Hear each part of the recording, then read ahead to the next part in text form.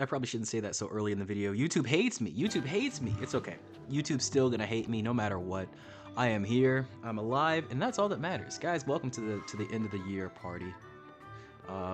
This is a wonderful, wonderful game here called Dragon Quest, the MMO. If you haven't heard, that the United States will never get, you know, we'll never really truly understand how it feels to be respected by Square Enix, but that's okay, because what I have for you here today is quite an experience that you'll soon forget probably in like 5 seconds because the word, you know. I also have some things to instill upon you as well. You can see with the title, we have new logic to abide by this coming year. At least over here on the Koopa channel. Welcome to the Koopaverse. And yeah, essentially today, we're doing the New Year's event for Dragon Quest X. I have a couple of things to do, but essentially here, we're just gonna fight a boss and get a couple of New Year's items, make a couple of New Year's wishes. And I believe at the end of this episode, I'll splice in what I actually receive at the end of the new year, because how this event works, I guess suppose I'll go into a little bit of gameplay here.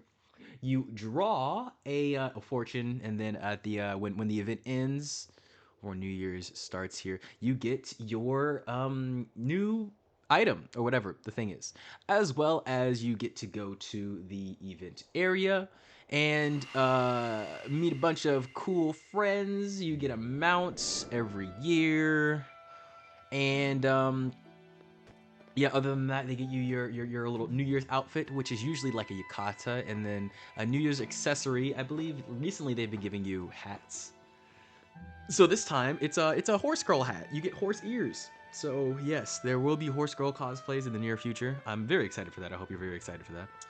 And yeah, it's been quite the year. So the story with this goes, I believe there's a couple of transitions, Jesus Christ, traditions with Japanese New Year's that are pretty well translated over here to America. So one of the first things we're gonna do here is essentially pray and pay our respects to what is it, the horse? I think it's the year of the horse, so it's the horse god that we're paying respects to, and it's also the kind of mounts we get and whatnot. I believe there's multiple different, I think there's like 12 or 15 or so different years that are attuned to things in Japanese culture. So Dragon Quest also adheres to those years, and you get different styles of kimonos, as well as, like I said, dole boards and stuff to pertain to the year. But this is the area, this is the general area that you're always going to be in, New Year's wise. And of course, we had to go in and take a couple flicks, take a couple pictures, because it looks all pretty and sexy, right? But yeah, hope you guys enjoy it. The boss fight is like a little bit of a ceremony, a coming of age ceremony, and a testing of strength by, of course, one of the owners of the dojo here, but also you tend to fight like the new characters or people that they introduced that year. So this year, we are fighting one of the version 7, technically version 6 characters, but really a version 7 character, because she's from like a version 6. She's from a version 5 area, and I believe she's in version 6 too. But you're pertaining to her version that you're dealing with in version 7 here. And also you fight, I forget what his name is, but the Hermit Master. We did that quest earlier this year. I believe it was around September. Oh my goodness, and that was when I talked about a lot of controversial things and whatnot, but I do not take any of those videos back. It gets a little dicey there if you like Nintendo, if you like, you know, people not dying for having conversations. You know, those videos will definitely open your eyes to a lot of things. I tend to go and ramble onto crazy subjects about just what I be hearing. And as much as I would love to just take the news out of my mind for psychic reasons, you know, just to lovingly pass through the world in ignorant defiance, I notice that I'm just aware of too much now. You know, there's no going back to ignorance.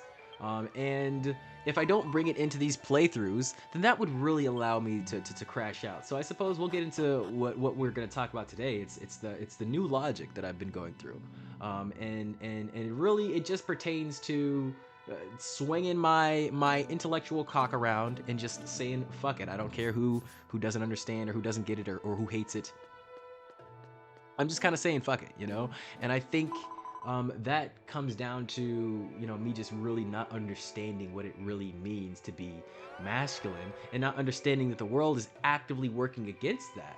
Because if we all are raised and thus act like women, we are a lot more easily controlled, right? Because the whole masculine thing is really just, understanding that there's nobody else who's gonna help you do it but you. You just gotta do it. You just gotta pick up your fucking steed. You gotta pick yourself up by your bootstraps, ergo.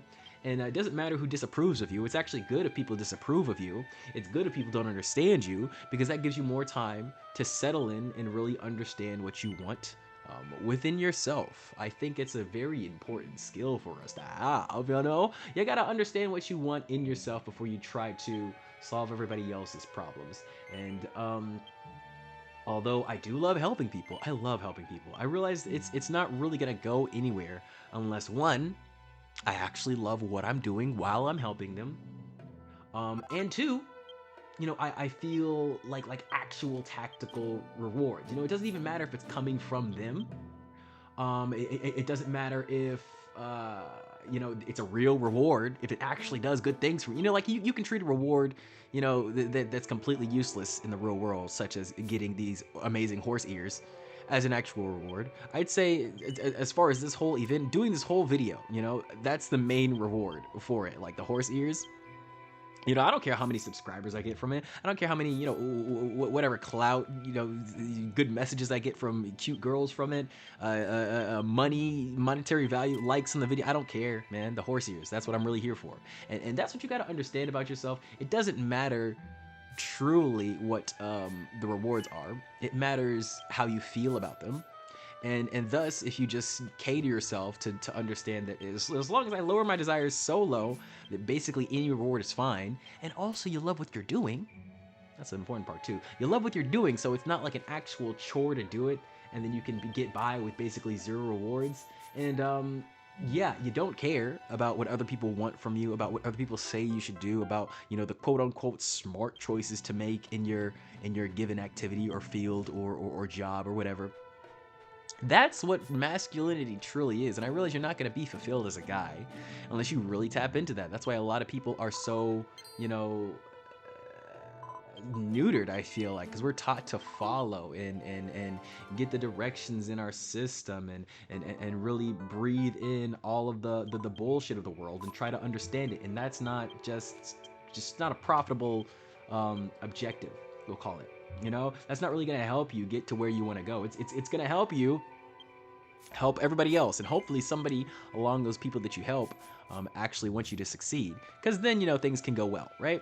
Things can take off from that point, but certainly not automatically, certainly not immediately. Also, this is the mount, that happens, and certainly not forever. That's the thing, guys. You have to remember that if you are somebody who just loves to help and give and follow directions and go for other people, eventually someone's gonna fuck you over. It doesn't have to be, the person you love the most. Sometimes it's the person you love the least, and then that just leaks on, and it's death by 1,000 cuts, because then one person says, yeah, fuck that guy, do this to him, and then do this to him, and then do this to him, and then do this to him, and then it leads you down a dark path of resentment. And I don't want that to happen to you guys. So I really want to implore you, yes, love people, trust people, do things for people, learn the skills, get the acquired knowledge and empathy from filling other cups, but don't identify yourself with that. Identify yourself with the good times that you had with them, with the knowledge and the skills you've learned,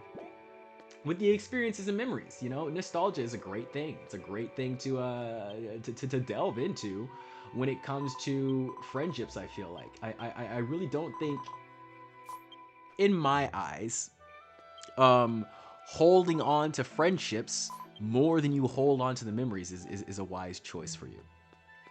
We got to understand that our friends are really good, but oftentimes, you know, you keep taking yourself back to that good memory that you had with your friend, and anytime they ask for something really annoying, or they want to do something really fucking frustrating now or whatever, and we give no like leeway for ourselves to get that same treatment. You know, whenever something bad happens to you, you don't call back to a good thing that you did, or, you know, a fantastic achievement that you made, even though some things went bad before. And I think, yeah, in a divine way, we're missing that aspect of the callback to ourselves. We're missing that aspect of this is me, and I am unapologetically making mistakes, and not even really trying to fix them, just owning them, man. You know, because sometimes the mistakes in the now turn into the successes and the true, you know, potential of the future. A lot of times you really wouldn't get there without 8 million failures. True shit. And to be honest, I don't even really want to call them failures. I don't even really want to like adhere to the negative connotation of that word. Because if I can talk, anytime when you learn new things, I feel like you've succeeded, you know? Even when we fail bosses, especially in these video games like an Elden Ring, like a Baldur's Gate even, you know, like Hollow Knight, whatever. Every loss can be stacked up as a, okay, I learned this, let's try this different this time. Or, okay, so I could do that a little less sloppy, or, you know, the next frame I need to do that. You know, you can take that all down as data. See, the problem is when we keep losing and losing and losing and get the loss, let the loss get to our head, let the loss like inject into us. So we have all of our equipment here that we're getting for this event here. Get the ears and the two yukatas. Yukatas. The hakama. Houndstooth is the style. And then the Houndstooth Furisode. Indeed. Very cool colors. I believe you can also change the colors, designs as well. But they give you one of those every year in a different style. Very cool. And then we talk to her to do the battle. Get some fun little goodies from that. And like I said, we're gonna draw the fortune, get a little bit of an offering going here. I think it's kind of random what you get from the offering. Definitely random what you get from the New Year's event fortune. So I'll tell you, like I said, we'll probably splice it in at the end of what I actually get for the event item, because it just transforms at the end of the event. And as I'm recording this is post-recorded footage. It's not the end of the event yet, so I don't have that footage quite yet. We're recording it end of New Year's, so I can really get these thoughts out before the ball drops, because oh boy, are these balls about to drop. You know, like I said, I just didn't realize a lot of people were not as good at alchemizing things, at changing things to work for them as I am. So, you know, now I have to instill this power onto you, because it's not like I really even need it. It's not like I really even want it. I just like, you know, making shit. And I hope you guys realize that. You know, if you want to subscribe at this point, sure, why not? Go ahead and do it. Do not care, but I appreciate you either way. You know, you made it this far into the video. You obviously care about this game, and that's about all I need. You know, as long as you have one aspect of the video that you like, I appreciate you. There's no need to need to love all of me, and there's no need to feel like you need to stick around forever. I really feel like you need to go back to using the subscribe button as a tool, right? I'm here basically every day. I don't know if that's going to change or not coming into the new year, but I am. You know, 2 shorts, 1 video, 1 stream. So you're going to hear my voice twice and hear my music twice on any given occasion. And yeah, I understand it's not going to be for everybody. It's definitely not for a lot of the people that are here.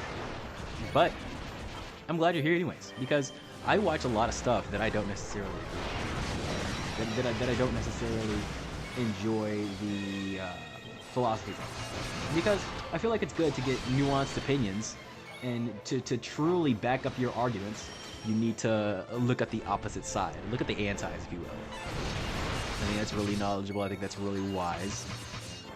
And a lot of times people just have these echo chambers that they delve in, and that's why they have such small minds and small rooms. I think generally this is where all the rage and goon bait comes from. It's because people don't bother to expand their rooms or their minds. Once you find a community that you have and you feel like is a part of you, and that you can lock in on, you just throw all of your shit into that one small room. And if there's one thing I've learned about life, it's just having this attitude of, I just want to help people.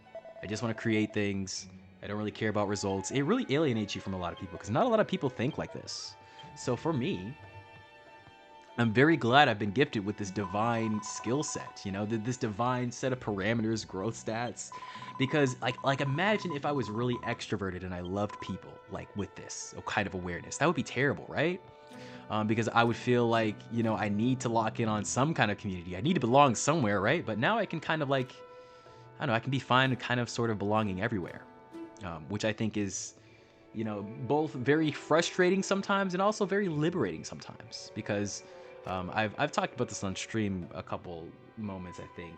It may be on a deleted VOD or something, but I honestly, and this is going to be a little graphic, so I apologize, but I honestly just feel like the eternal cuck, when it comes to everything online and anything that pertains, relationships or people-wise, because, there's not much that I can really give to people, as far as value goes, besides just my presence. And I'm not an idiot, man. I have an aesthetic that causes me to truly just be the natural Tyrone, the natural Ray, never the actual I'm gonna lock in and commit to this person choice. But I just see, I've seen the girls who cheat. I don't mean to, shatter your opinion of women, but it's all of them. It's the good ones, it's the bad ones, it's the pretty ones, it's the ugly ones. And this is not to say there are no girls who don't cheat. Of course, there are, girls who don't cheat. But I'm saying every type of girl has the potential to. It's just all of them. It's just like every guy really has the potential to. But nowadays, you really don't get that choice for most guys. That's about it, And if you look at the opposite side of that, you go to Tinder. And if you're a girl, you can get like a match in 5 seconds. So, any guy knows that if they had that kind of power, yeah, we'd all be cheating too, bro. We be cheating left and right. And this is not me saying that, there are no good women anywhere or anything. I'm just saying like every type, there's no like one girl that's like, she'll never, this doesn't exist anymore. And, with the shit that I've seen, I really feel like an eternal cuck. There are people that I really like a lot. There are people that I really love and enjoy. But yeah, because of me and my unsettling patterns, I check out a lot.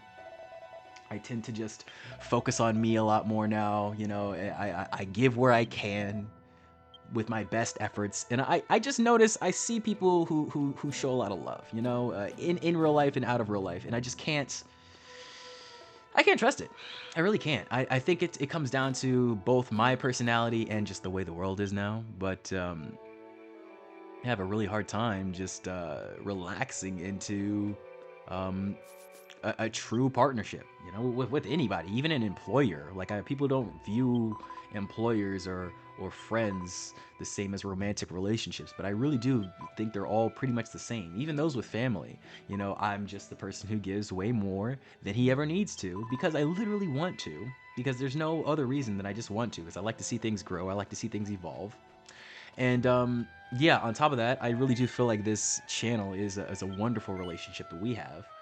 Me ergo channel, and then channel to you.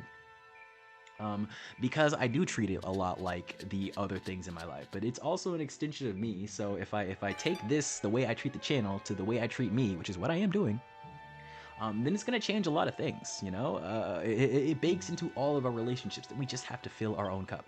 We really do. We really do. And I never really saw the value in that because I don't like to focus on myself. Like I said, the whole not needing the social aspect of things. And I believe I talked about this on stream too. It's like that's how we really view ourselves, is through social aspects. It's not really, for me, an introspective thing automatically. I have to make it that way. And it's not really like you can jump into the head or the mind of your spouse or your employer or your partner, whoever you're specifically thinking about the relationship you have with them. You know, your streamer, you can't jump in the head of anyone. But we can always observe, and that's where the real truth of the matter comes from. It's like what the world sees you as. At least that's how, you know, people are going to treat you. That's how you're going to interact with the world. It's how people see what you have. It's not really what you have with that person. You know, it's how people see that interaction. And a lot of people are thinking that truth is the real truth, and that's what we gotta adhere by. That's what we gotta do, or whatever the fuck. But yeah, if you want to be truly masculine, I'm not saying this really works for girls, because I imagine there's a certain level of social consideration that you have to go through. But if you really want to delve into your masculine and live a fulfilled life, you kind of have to just say fuck it to two of those worlds. You got to say fuck it to your relationship, your specific partner, and you have to say fuck it to the world and just only work on your intuition. You know, that's how you truly lock into the masculine. And of course there's a limit to that. You know, you got to consider some parts of the friends, some parts of the woman or whatever, but baseline, core value, it's all you, baby. It's all you. So, you know, love your choices, do what you need to do. I will see you guys in our next wondrous year. Oh my God, we're about to make it. About to make it to 20. 6 7 6 7 6 7 6 7 6 7. I'm sorry.